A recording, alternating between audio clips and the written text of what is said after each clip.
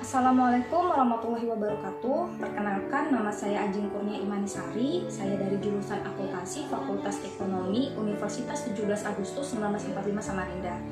Dengan dosen pengampung Bapak Sunarto, SE MSI. Di sini saya akan membawakan sedikit materi mengenai ekonomi Islam. Yang pertama, saya akan membawakan tentang konsep dasar ekonomi Islam. Apa sih ekonomi Islam itu? Ekonomi Islam adalah sebuah sistem ilmu pengetahuan yang menyoroti masalah perekonomian, sama seperti konsep ekonomi konvensional lainnya. Hanya dalam sistem ekonomi ini, nilai-nilai Islam menjadi landasan dan dasar dalam setiap aktivitas. Ada 3 aspek mendasar dalam ajaran Islam mengenai ekonomi Islam. Yang pertama, aspek akidah. Yang kedua, aspek syariah. Dan yang ketiga, aspek akhlak. Prinsip ekonomi Islam membentuk keseluruhan kerangka yang jika diibaratkan sebagai sebuah bangunan-bangunan ekonomi Islam didasarkan atas nilai universal, yakni yang pertama tauhid. Tauhid merupakan fondasi ajaran Islam. Dengan tauhid, manusia menyaksikan bahwa tidak sesuatu pun yang layak disembah selain Allah dan tidak ada pemilik langit, bumi, dan isinya selain dari Allah. Yang kedua ada adl. Allah tidak membeda-bedakan perlakuan terhadap makhluknya secara zalim. Manusia sebagai khalifah di muka bumi harus memelihara hukum Allah di bumi dan menjamin bahwa pemakaian segala sumber diarahkan untuk kesejahteraan manusia. Yang ketiga itu nubuwah, sifat-sifat utama Nabi Muhammad SAW yang harus diteladani oleh manusia pada umumnya dan pelaku ekonomi dan bisnis pada khususnya. Yang pertama itu sidik, benar atau jujur. Yang kedua amanah, tanggung jawab, dapat dipercaya. Yang ketiga itu fatonah, kecerdikan, kebijaksanaan. Dan yang keempat itu tablik, komunikasi, keterbukaan, dan pemasaran. Kemudian yang keempat itu khalifah. Dalam Al-Quran, Allah berfirman bahwa manusia diciptakan untuk menjadi khalifah di bumi, artinya untuk menjadi pemimpin dan pemakmur bumi. Yang kelima ada ma'at. Walaupun seringkali diterjemahkan sebagai kebangkitan, tetapi secara harfiah ma'at berarti kembali. Terus ada tujuan ekonomi Islam.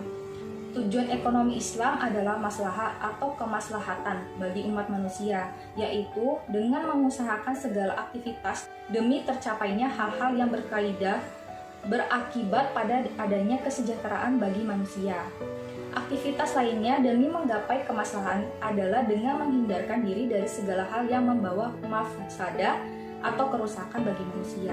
Untuk menjaga kemaslahatan dengan 2 cara. Yang pertama, min haitsu al-wujud, yaitu dengan cara mengusahakan segala bentuk aktivitas dalam ekonomi yang bisa membawa kemaslahatan.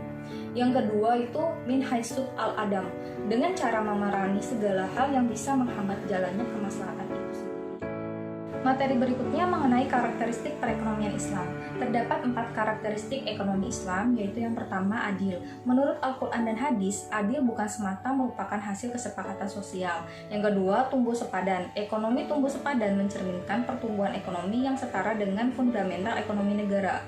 Yang ketiga, bermoral atau berakhlak mulia. Ditunjukkan dengan adanya kesadaran dan pemahaman setiap anggota masyarakat terhadap kepentingan bersama dan kepentingan jangka panjang yang lebih penting daripada kepentingan individu. Dan yang keempat, beradab.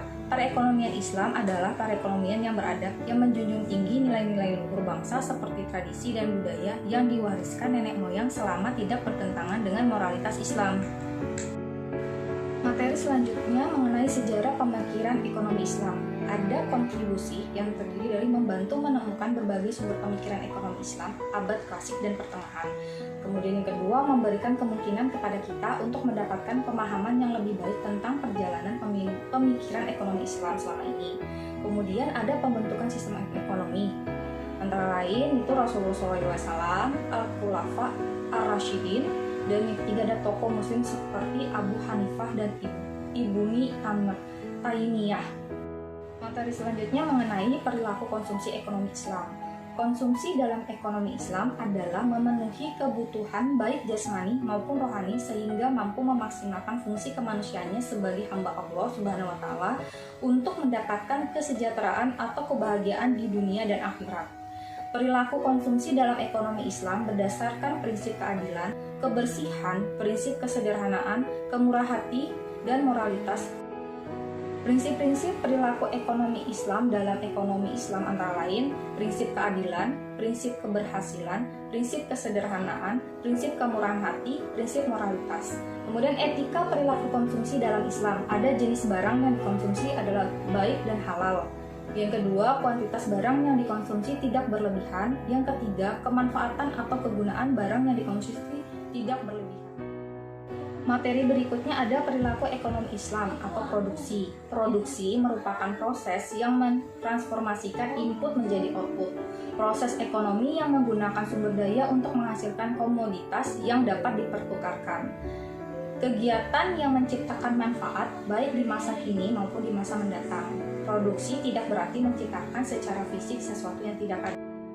Tujuan produksi dalam Islam adalah meningkatkan kemaslahatan yang tidak diwujudkan dalam berbagai bentuk di antaranya. Yang pertama, pemenuhan kebutuhan manusia pada tingkat moderat. Yang kedua, menemukan kebutuhan masyarakat dan pemenuhannya. Yang ketiga, menyiapkan persediaan barang dan jasa di masa depan. Dan yang keempat, pemenuhan secara sarana bagi kegiatan sosial dan ibadah kepada Allah. Materi selanjutnya mengenai kebijakan fiskal dalam ekonomi Islam. Kebijakan fiskal berarti kebijakan untuk mengatur pendapatan dan pengeluaran negara dalam rangka menjaga stabilitas dan mendorong pertumbuhan ekonomi. Kebijakan fiskal menurut ekonomi Islam diharapkan melaksanakan fungsi alokasi, distribusi, dan stabilisasi dalam suatu negara yang mempunyai ciri khas tertentu dari nilai orientasi, dimensi etik dan sosial dalam pendapatan dan pengeluaran negara Islam. Ciri kebijakan fiskal dalam sistem ekonomi Islam yaitu pengeluaran negara dilakukan berdasarkan pendapatan sehingga jarang terjadi defisit anggaran. Yang kedua, sistem pajak proporsional. Pajak dalam ekonomi Islam dibebankan berdasarkan tindakan produktivitas. Dan yang ketiga, penghitungan zakat berdasarkan hasil keuntungan bukan pada jumlah barang. Materi selanjutnya mengenai kebijakan moneter dalam ekonomi Islam. Kebijakan moneter adalah kebijakan pemerintah untuk memperbaiki keadaan perekonomian melalui pengaturan jumlah uang beredar. Untuk mengatasi krisis ekonomi yang hingga kini masih terus berlangsung, di samping harus menata sektor real, yang tidak kalah penting adalah meluruskan kembali sejumlah kekeliruan pandangan di seputaran masalah uang. Pengaturan jumlah uang yang beredar pada masyarakat diatur dengan cara menambah atau mengurangi jumlah uang yang beredar. Kebijakan moneter dapat digolongkan menjadi dua, yaitu yang pertama, kebijakan moneter ekspansif, yaitu suatu kebijakan dalam rangka menambah jumlah uang yang beredar. Yang kedua, kebijakan moneter kontraktif, yaitu suatu kebijakan dalam rangka mengurangi jumlah uang yang beredar. Kebijakan ini dilakukan pada saat perekonomian mengalami inflasi. Materi berikutnya mengenai lembaga keuangan Islam atau syariah. Lembaga keuangan syariah adalah sebuah lembaga keuangan yang prinsip operasinya berdasarkan pada prinsip syariah Islam. Prinsip dan konsep lembaga keuangan syariah yaitu keadilan, kemitraan, transparansi, universal. Kemudian untuk tujuan utama mendirikan lembaga keuangan Islam yaitu menunaikan perintah Allah dalam bidang ekonomi dan muamalah. Yang kedua, membebaskan masyarakat Islam dari kegiatan-kegiatan yang dilarang oleh agama Islam. Materi berikutnya mengenai Baitul Mal wa Tamwil. Baitul Mal berasal dari bahasa Arab bait yang berarti rumah dan al-mal yang berarti harta. Baitul Mal berarti rumah untuk mengumpulkan atau menyimpan harta. Baitul Mal adalah suatu lembaga atau pihak al-jihad yang mempunyai tugas khusus menangani segala harta umat baik berupa pendapatan maupun pengeluaran umat. Peran BMT atau Baitul Mal yaitu menjauhkan masyarakat dari praktek ekonomi non-syariah. Yang kedua, melepaskan ketergantungan pada rentenir. Yang ketiga, menjaga keadilan ekonomi masyarakat dengan distribusi yang merata. Dan yang keempat, melakukan pembinaan dan pendanaan usaha kecil. Kemudian ada prinsip kerja Baitul Mal, yaitu yang pertama prinsip bagi hasil, yang kedua sistem profit, yang ketiga sistem balas jasa, yang keempat akad bersyarikat, yang kelima produk pembiayaan. Produk BMT antara lain produk penghimpunan dana, produk penyaluran dana, produk jasa, dan produk tabaruk. Materi selanjutnya mengenai lembaga keuangan Islam atau takaful, asuransi syariah. Dari segi bahasa, takaful berasal dari kata kafala, memiliki arti mendukung, memberi makan, saling membantu, menolong, menjamin, menanggung satu sama lain. Dan dari segi istilah, takaful adalah perjanjian antara anggota kelompok yang bertujuan untuk bekerja sama menjamin atau menanggung di antara mereka dalam menghadapi kerugian atau bencana yang mungkin dapat menimpa salah seorang dari mereka. Konsep takaful diantaranya yaitu ada al-takaful, yaitu perjanjian antara beberapa kumpulan orang yang berjanji untuk saling bertanggung jawab dan menanggung satu sama lain. Yang kedua ada al-mudarabah, yaitu kontrak perjanjian komersial untuk membagi untung dan rugi antara pemilik modal dan pengusaha dalam bentuk usaha perniagaan bersama ataupun usaha persendirian. Prinsip tafakul diantaranya saling bertanggung jawab, kemudian saling bekerja sama atau tolong-menolong, kemudian ada saling melindungi. Dan untuk jenis-jenis takaful, diantaranya itu ada takaful individu, yaitu produk asuransi syariah yang memberi perlindungan dan perencanaan yang bersifat pribadi, yaitu antara lain takaful dana investasi, dana haji, dana siswa, dana jabatan. Kemudian ada takaful grup, itu produk asuransi syariah memberi perlindungan dan perencanaan untuk pribadi dan kelompok. Antara lain takaful al-khairat dan tabungan haji, takaful kecelakaan siswa, takaful wisata dan perjalanan, takaful kecelakaan grup, takaful pembiayaan. Kemudian ada takaful umum, yaitu produk asuransi syariah ini memberi perlindungan dan perencanaan yang bersifat umum.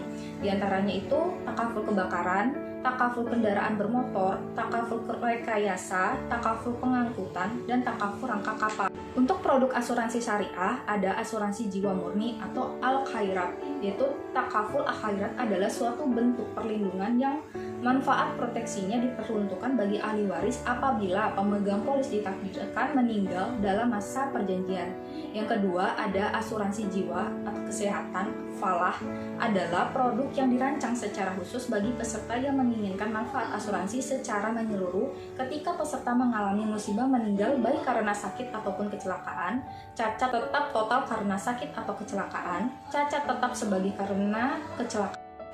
Untuk manfaat asuransi syariah atau takaful, antara lain menggunakan prinsip tolong-menolong, bebas riba, lebih transparan, premi tidak akan hangus, pengelolaan dana wajib berdasarkan syariah Islam, nasabah dapat pembagian keuntungan secara adil, dan wakaf.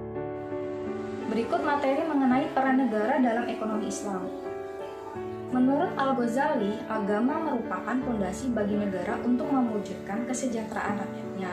Sementara negara merupakan alat untuk menyebarkan ajaran agama agar ajaran tersebut dapat dijalankan secara benar dan efisien. Negara merupakan bagian sangat penting dalam mewujudkan hukum Islam, karena Islam secara sistem tidak dapat berjalan secara utuh tanpa adanya negara. Tujuan hakiki dari negara dalam Islam adalah memberikan maslahah kepada masyarakatnya yang mengantarkan manusia kepada kemakmuran. Rasionalitas pemerintah. Pada dasarnya, peranan pemerintah dalam perekonomian yang islami memiliki dasar rasionalitas yang kokoh. Dalam pandangan Islam, peran pemerintah didasari oleh beberapa argumentasi. Kemudian ada peran negara dalam menciptakan pasar yang efisien.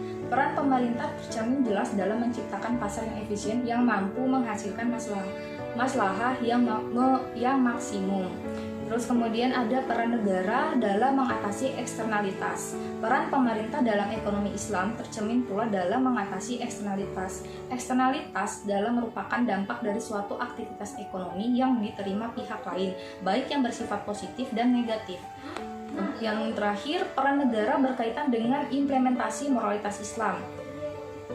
Yusuf Qaradawi menjelaskan bahwa tugas negara adalah mengubah pemikiran menjadi amal perbuatan, memindahkan moralitas kepada praktik-praktik konkret, mendirikan berbagai lembaga dan instansi yang dapat menjalankan tugas penjagaan dan pengembangan semua hal tersebut. Materi terakhir mengenai permasalahan ekonomi dan solusinya. Faktor yang mempengaruhi masalah ekonomi, yang pertama itu ada tanah dan sumber alam, yaitu kuantitas yang banyak tidak selamanya mampu untuk mengatasi kebutuhan dari masalah ekonomi.